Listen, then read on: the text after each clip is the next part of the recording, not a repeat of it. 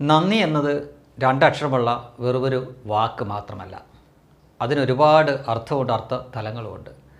സിനിമാക്കാരെ പറ്റി പറയുമ്പോൾ പൊതുവെ നന്ദിയില്ലാത്തവരെന്ന് അവരുടെ കൂട്ടത്തിലുള്ളവർ തന്നെ പറയാറുണ്ട്. അപ്പോൾ ഇത്രയും പറയാനുള്ള കാരണം, ആടുജീവിതം എന്നൊരു സിനിമ ഇപ്പോൾ റിലീസാവാൻ പോവുകയാണല്ലോ. കഴിഞ്ഞ 10-13 വർഷമായിട്ട് ഇത് നടന്നുകൊണ്ടിരിക്കുകയാണ്, അതിൻ്റെ അണിയറ പ്രവർത്തനങ്ങളും മറ്റുമൊക്കെ. ഇപ്പോഴാണത് ഒരു സിനിമയായിട്ട് പൂർത്തിയായിട്ട് റിലീസാവാൻ പോകുന്നത്. അപ്പോൾ അതിൻ്റെ ഭാഗമായിട്ട് പ്രൊമോഷൻ നടക്കുന്നു, മാർക്കറ്റിംഗ് ഒക്കെ നടക്കുന്നു. ലക്ഷങ്ങളും കോടികളും ഒക്കെ ചിലവഴിച്ചാണ് ഈ പ്രൊമോഷൻ പരിപാടികൾ നടത്തിക്കൊണ്ടിരിക്കുന്നത്.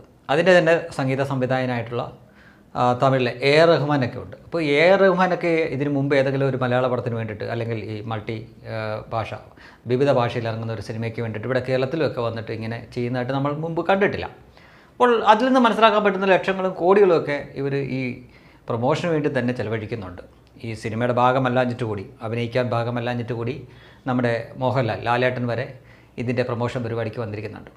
അപ്പോൾ പൃഥ്വിരാജ്, അതായത് അതിലെ നായകൻ, ആ സിനിമയ്ക്ക് വേണ്ടിയിട്ട്, ആ കഥാപാത്രത്തിന് വേണ്ടിയിട്ട് എടുത്ത എഫേർട്സ്, അതിൻ്റെ കഷ്ടപ്പാടുകൾ, ശരീരം മെലിയണമായിരുന്നു, തീരെ പട്ടിണി കിടക്കുന്ന കോലത്തിലൊക്കെ ആവണം. നജീബ് എന്ന് പറഞ്ഞ ഒരു യഥാർത്ഥത്തിൽ ഈ ജീവിതം അനുഭവിച്ച ഒരു വ്യക്തിയുടെ അതേ കഥ തന്നെയാണ് ഈ സിനിമയായി വരുന്നത്. അപ്പോൾ അതിനകത്ത് സിനിമയാക്കുമ്പോൾ ഒരുപാട് പരിമിതികളൊക്കെ ഉണ്ട്, നമുക്കറിയാം.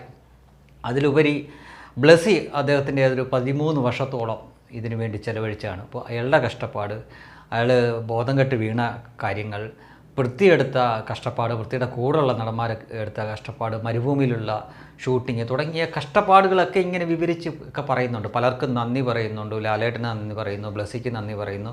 പൃഥ്വിരാജ് അങ്ങനെ ഓരോരുത്തരുടെ പേരൊക്കെ എടുത്ത് നന്ദി പറയുമ്പോഴും ഒരാളുടെ പേര് മനഃപൂർവ്വമാണോ അല്ലാതെയാണോന്നറിയില്ല, പറയുന്നേ ഇല്ല, പരാമർശിക്കുന്നേ ഇല്ല. അത് മറ്റാരുമല്ല, സുരേഷ് ഗോപി എന്ന വ്യക്തിയാണ്. സുരേഷ് ഗോപി എന്നാൽ നന്മ എന്ന് ആയിട്ടുണ്ട്. രാഷ്ട്രീയ എതിരാളികൾ അദ്ദേഹത്തെ പറ്റി പലതും പറയും, പക്ഷേ അദ്ദേഹത്തിനെ ഇതൊന്നുമല്ലാതെ മനസ്സിലാക്കുന്ന ആളുകൾക്കറിയാം സുരേഷ് ഗോപി ഒരു നന്മയാണെന്ന്.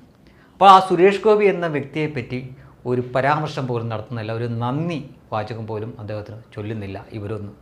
അതിനൊരു കാരണമുണ്ട്. ഈ സിനിമയ്ക്ക് വേണ്ടിയിട്ട് ഇവർ കുറേ കഷ്ടപ്പാടൊക്കെ അനുഭവിച്ച കഥകളൊക്കെ പറയുന്നുണ്ട്. പക്ഷേ യഥാർത്ഥത്തിൽ കോവിഡ് ലോക്ക്ഡൗൺ സമയത്ത് ഇവർ ഒരു അറബ് നാടുകളിൽ കുടുങ്ങിപ്പോയിരുന്നു, തിരിച്ചു വരാൻ പറ്റാത്ത പരുവത്തിൽ.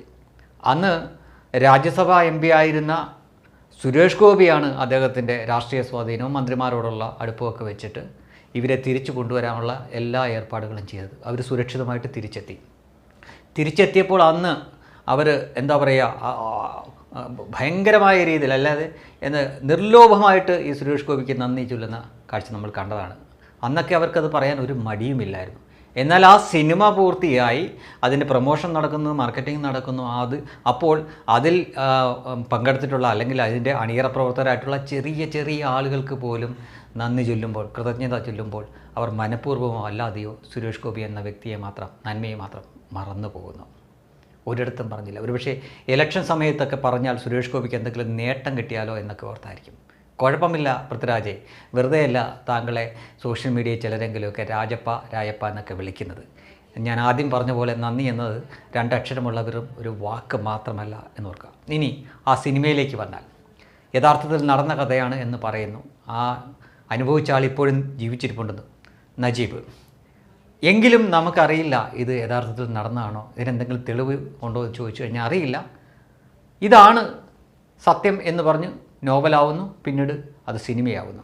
ഒന്ന് ഓർത്ത് നോക്കുക, അന്നം തരുന്ന നാടാണ് അറബ് നാട്. ഒരുപാട് പേര് അങ്ങനെ പോസ്റ്റ് ഇടാറുണ്ട്, പറയാറുണ്ട്. അന്നം തരുന്ന നാട്, അന്നം തരുന്ന അറബി എന്നൊക്കെയാണ്. അത് അന്നം തരുന്ന നാടിനെ പറ്റി, അറബിനെയൊക്കെ പറ്റി പറയുമ്പോഴൊക്കെ ഇവർക്ക് 100 നാവാണ്. ലക്ഷക്കണക്കിന് മലയാളികൾ അവിടങ്ങളിൽ ജോലി ചെയ്യുന്നുണ്ട്. അതിൽ വളരെ കുറച്ച് തുച്ഛമായിട്ടുള്ള ആളുകൾക്ക് മാത്രമായിരിക്കും ഈ നജീബിനെ പോലുള്ള അനുഭവങ്ങൾ ഉണ്ടായിരിക്കുക. പക്ഷേ അതൊരു സിനിമയായി വരുമ്പോൾ, അത് ഇന്ത്യയിൽ മാത്രമല്ല വിദേശ രാജ്യങ്ങളിലും അത് പ്രദർശിപ്പിക്കുമ്പോൾ, അവിടുത്തെ, അതായത് അറബികളും അറബി നാടിനും കിട്ടുന്ന ഒരു ചീത്ത പേരുണ്ട്. ആളുകൾ ഈ മൊത്തത്തിൽ അറബ് നാടുകളിൽ ഇതാണ് നടക്കുന്നത് എന്ന് ചിലപ്പോൾ വിചാരിച്ചു പോകും.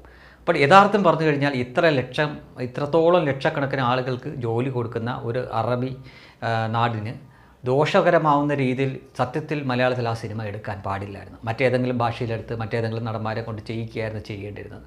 ഇവിടെ ഇപ്പോൾ സംഭവിക്കാൻ പോകുന്നത്, സംഭവിച്ചു കഴിഞ്ഞു. UAE ഒഴിച്ച് ബാക്കി ഒരു അറബ് നാടുകളിലും ഈ സിനിമ പ്രദർശിപ്പിക്കില്ല എന്ന് അവർ തീരുമാനിച്ചു. കാര്യം അവിടുത്തെ പൗരന്മാരെ വില്ലന്മാരാക്കിക്കൊണ്ട്, മോശക്കാരാക്കിക്കൊണ്ടുള്ള ഒരു സിനിമയ്ക്ക് അവർ അനുമതി കൊടുക്കേണ്ട കാര്യമില്ലല്ലോ. ഇപ്പോൾ പാകിസ്ഥാൻ ഒരു സിനിമ പിടിക്കുന്നു, അതിൽ വില്ലൻ്റെ വേഷത്തിൽ നമ്മുടെ രാജ്യമാണ്, നമ്മുടെ രാജ്യത്തിലുള്ള ആളുകളാണ് വരുന്നത്. അത് പാകിസ്ഥാനിൽ റിലീസാക്കുന്നു, അതിനൊപ്പം തന്നെ ഇന്ത്യയിലും കൂടെ റിലീസാക്കാൻ വന്നാൽ നമ്മുടെ സർക്കാർ സമ്മതിക്കുമോ? ഒരിക്കലും സമ്മതിക്കത്തില്ല. അത് തന്നെയാണ് അവിടെ സംഭവിച്ചിരിക്കുന്നത്. പക്ഷേ ഇവിടെ നമ്മൾ മനസ്സിലാക്കേണ്ട ഒരു കാര്യമുണ്ട്. ആവിഷ്കാരത്തിൻ്റെ ഭയങ്കര അപ്പോസ്തലന്മാരായിട്ട് നടിക്കുന്ന കുറേ ആളുകളുണ്ട്, പൃഥ്വിരാജ് അടക്കമുള്ള ആളുകൾ. അവരുടെയൊക്കെ അണ്ണാക്കിൽ കംപ്ലീറ്റ് ആയിട്ട് പിരിവെട്ടിയിരിക്കുകയാണ്, ഒരക്ഷരം മിണ്ടുന്നില്ല. പൃഥ്വിരാജ് തന്നെ മറ്റൊരു സിനിമയിൽ പറഞ്ഞ പോലെ ഈ രാജ്യം ആരുടെയും പിതാവിൻ്റെ വകയല്ല, ആ വാക്കല്ല, കുറച്ചുകൂടെ കടുപ്പത്തിലുള്ള വാക്കാണ് ആ സിനിമയിൽ ഉപയോഗിക്കുന്നത്. അത്തരം ഒരു ഡയലോഗ് അടിക്കാനുള്ള സമയമാണിത്. പക്ഷേ പറയുന്നത് അറബ് നാടിനെതിരെയാണെന്ന് ഓർമ്മ വേണം. ഇത് ഒരു പക്ഷേ ചിത്രീകരിക്കുന്ന സമയത്തൊന്നും ഇങ്ങനൊരു പ്രതിസന്ധി ഇതിനുണ്ടാവുമെന്ന് ഇവർ സ്വപ്നത്തിൽ പോലും വിചാരിച്ച് കാണില്ല. പക്ഷേ യഥാർത്ഥത്തിൽ ഇങ്ങനൊരു പ്രതിസന്ധിയിൽ നിൽക്കുകയാണിപ്പോൾ. പ്രവാസികളായിട്ടുള്ളവരോ അവരുടെ കുടുംബക്കാർ പോലും ഒരുപക്ഷേ ഈ സിനിമ കാണാൻ ശ്രമിക്കില്ലായിരിക്കാം.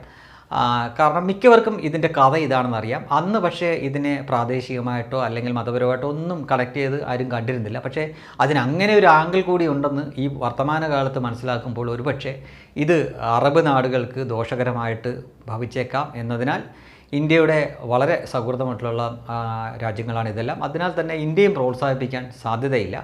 ഇപ്പോൾ തന്നെ സോഷ്യൽ മീഡിയ പലരും ചോദിച്ചിട്ടുണ്ട്, എങ്ങനെയാണ് ഈ സിനിമയ്ക്ക് സെൻസർ ബോർഡ് സർട്ടിഫിക്കറ്റ് കിട്ടിയത്? ഇത് ഇവിടെ തന്നെ നിരോധിക്കേണ്ടതായിരുന്നില്ലേ? ഇന്ത്യയുടെ സുഹൃത്ത് രാഷ്ട്രമായിട്ടുള്ള ഒരു അറബ് നാടിനെ ഇത്രയും മോശക്കാരായിട്ട് ചിത്രീകരിക്കുന്നു, അറബികളെ ഇത്രയും ക്രൂരമാരായിട്ട് ചിത്രീകരിക്കുന്നു, അത്ര ഒരു സിനിമയുടെ ആവശ്യമുണ്ടായിരുന്നു എന്ന തരത്തിലൊക്കെ പറയുന്നുണ്ട്. എന്തായാലും ഒരു പ്രതിസന്ധി ഘട്ടത്തിലാണ് ഈ സിനിമയും സിനിമയുടെ പിന്നണി പ്രവർത്തകരും. കോടിക്കണക്കിന് രൂപ ഇതിനകം തന്നെ ചിലവാക്കി, കോടിക്കണക്കിന് രൂപ പ്രൊമോഷന് വേണ്ടിയിട്ട് ഇതിനെ ചിലവാക്കിക്കൊണ്ടിരിക്കുന്നു. അതിൻ്റെ കൂട്ടത്തിൽ ഈ നന്ദികേട് കൂടെ കാണിച്ചു വെച്ചിരിക്കുന്നു അവർ. അതാണ് എടുത്തു പറയേണ്ടത്, നന്ദികേടൂടെ കാണിച്ചു വെച്ചിരിക്കും. ഈ പണ്ടൊക്കെ പിന്നെയാണ് എന്ന് പറയുന്നതൊക്കെ വെറുതെയാണ്. ഇപ്പോൾ ഉടനെയാണ് എന്നാണ് ഇത്തരം ചില കാഴ്ചകളും വാർത്തകളും ഒക്കെ കാണുമ്പോൾ നമുക്ക് മനസ്സിലാക്കാൻ പറ്റുന്നത്. അപ്പോൾ ഇത് പൃഥ്വിരാജെ ഇനിയും താമസിച്ചിട്ടില്ല, ഇനിയും പ്രൊമോഷൻ പരിപാടിയുണ്ട്.